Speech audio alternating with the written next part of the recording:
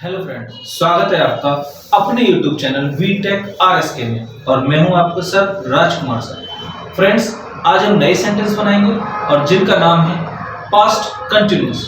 अब past continuous tense होता क्या है, पहले इसके बारे में जानते हैं, उसके बाद सेंटेंस बनाएंगे।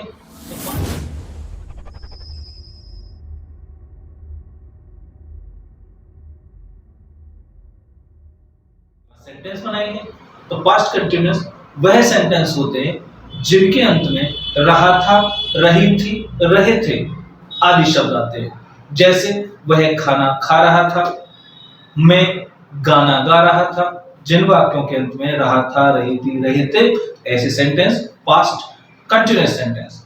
तो चलिए, पहला सेंटेंस हम बनाने से पहले हमें इसके वर्ब्स के बारे में, हेल्पिंग वर्ब्स के बारे में जानकारी होनी चाहिए।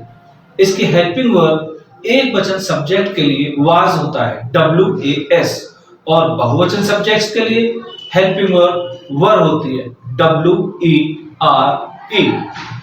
और इसकी मेन वर्ब में ING लगा देते हैं। तो चलिए दोस्तों, हम लोग पहले वर्ड ऑर्डर के बारे में जानकारी ले लेते हैं। मान लीजिए बिल्कुल हमारा सेंटेंस सिंपल है, तो सिंपल सेंटेंस का वर्ड ऑर्डर बनेगा, सबसे पहले सब्जेक्ट आएगा, उसके बाद हेल्पिंग वर्ब आएगी सब्जेक्ट के अनुसार, वाज या वर, उसके बाद मेन वर्ब की फर्स्ट फॉर्म में ING लगाएंगे, और उसके बाद ऑब्जेक्ट, और उसके बाद अगर कोई शब्द उसके साथ जुड़ा हुआ है तो ETC डाल देंगे या अदर लिख देंगे। अब सेंटेंस हम बनाते हैं सिंपल वाला, जैसे वह खाना खा रहा था। तो यहां पर सब्जेक्ट क्या हुआ हमारा, ही एक वचन सब्जेक्ट है, इसलिए इसके साथ जो हेल्पिंग वर्ब आएगी वो वाज आएगी, WAS, वाज, ही वाज, और उसके बाद खाने की क्रिया ईट, EAT, और साथ में ING, ही वाज ईटिंग, क्या खा रहा था, खाना, द फूड, तो he was eating the food. हमारा देखिए सिंपल सेंटेंस बिल्कुल बन गया। और यदि इसी का हम नेगेटिव बनाते हैं, कोई और दूसरा सेंटेंस ले लेते हैं, जैसे मैं कपड़े नहीं धो रहा था। तो यहां पर नेगेटिव नोट आ रही है, तो सबसे पहले हम सब्जेक्ट लगाएंगे, सब्जेक्ट हमारा I, और I के साथ यहां पर वाज का प्रयोग होगा, WAS, I वाज, और उसके बाद नोट, और उसके बाद मेन वर्ब धोने की क्रिया WASH, वॉश, और वॉश के साथ ING, वॉशिंग, क्या वॉशिंग, द क्लोथ्स, तो I was not washing the clothes। तो हमारा ये सेंटेंस नेगेटिव में भी बन गया।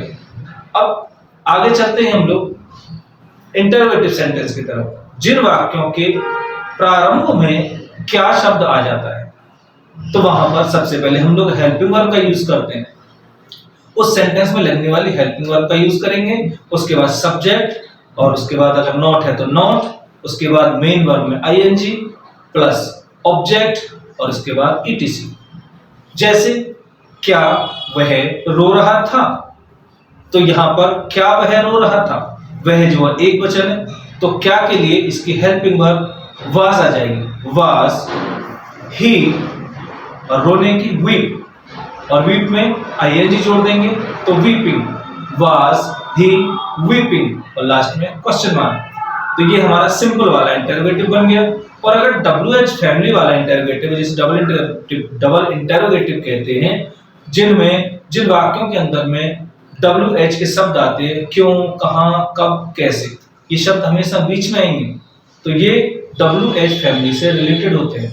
अगर इस तरह के शब्द वाक्यों में आ रहे हैं तो सबसे पहले उस शब्द की स्पेलिंग जो होती है उसको हम पहले लिख देते हैं। वह कमरे में क्यों सो रहा था, तो सबसे पहले क्यों का शब्द उठा लेंगे हम, क्यों के लिए बोलते हो वाई के बाद हेल्पिंग वर्ब वाज आ जाएगी यहाँ पर, क्योंकि एक वचन सब्जेक्ट है, तो वाई वाज ही, और उसके बाद स्लीपिंग, क्योंकि सोने की है, स्लीपिंग इन द रूम, और लास्ट में क्वेश्चन मार्क। चलिए एक सेंटेंस हम बहुवचन वाला भी ले लेते हैं। वे कमरे में क्या खा रहे थे, वे कमरे में क्या खा रहे थे। इस बार क्या शब्द बीच में है, तो इस क्या के लिए सबसे पहले हम लोग व्हाट पहले लिख लेंगे, WHAT, व्हाट के बाद इसकी हेल्पिंग वर्ब आएगी, वे आ रही है, बहुवचन है, तो WERE वर्ब, व्हाट वर्ब, और उसके बाद वे की दे, THEY दे, व्हाट वर दे, और उसके बाद ईटिंग, EATING ईटिंग, वे कमरे में क्या खा रहे थे, what were they eating in the room, और लास्ट में क्वेश्चन मार्क। तो देखा दोस्तों कितनी आसानी से हमने पास्ट कंटिन्यूअस सेंटेंसेस को सीख लिया।